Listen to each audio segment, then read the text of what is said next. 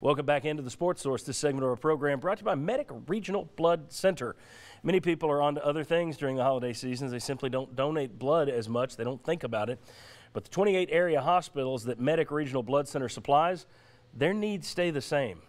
If you want to give a real gift this season, give blood.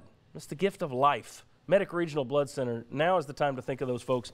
Get out there, give blood, take you 45 minutes, and you'll be out of there, and you'll have done a really, really good thing and maybe kept somebody on this earth alive. Medic Regional Blood Center. All right, two quick questions for Jimmy and the football players.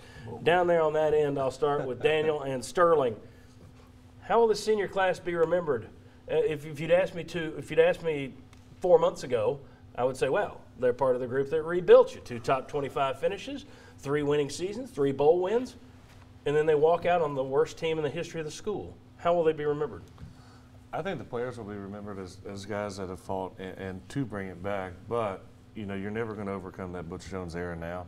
When you go 4-8, when you have that type of stuff, they're going to be remembered for being, you know, out of 122 teams, you're probably going to be the 122nd worst team that you had. But you look at the effort they put in, you look at the good things with Trevor Daniel, Kendall Vickers, you know, Kamara and all those guys that were really a part of that team. I think you'll be remembered for appreciating those efforts and that type of stuff.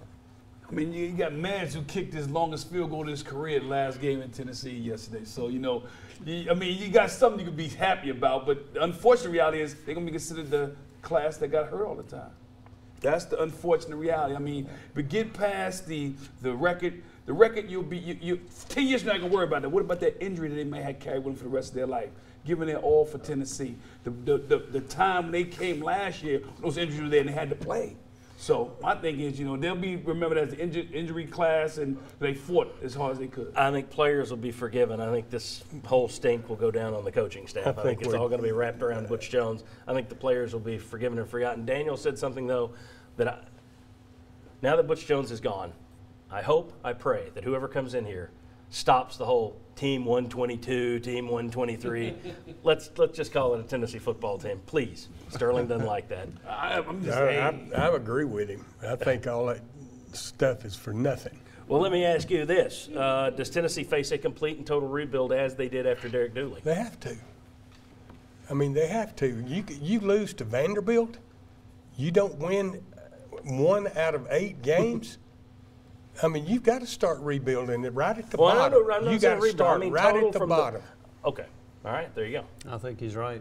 I think if you go 4-8, you're the losingest team in program history. You don't win a conference game, you got to start all over. And I do think that they're leaving it a little bit better than what Dooley left it, but not much. Off the field. Mm-hmm. Right. Off the field. On the field, it's not. So, on the field, the last year, and again, you throw out those first 4 years. The last year kills it all. Yep. Okay, gentlemen, thank you. When we come back, we're going to run through the final standings for our pick segment this year. Sterling finally got a win. So, who won for the year? We'll talk about that. More importantly, we will make our predictions / guesses as to who Tennessee, that's our next pick, who Tennessee's going to hire. Come on back.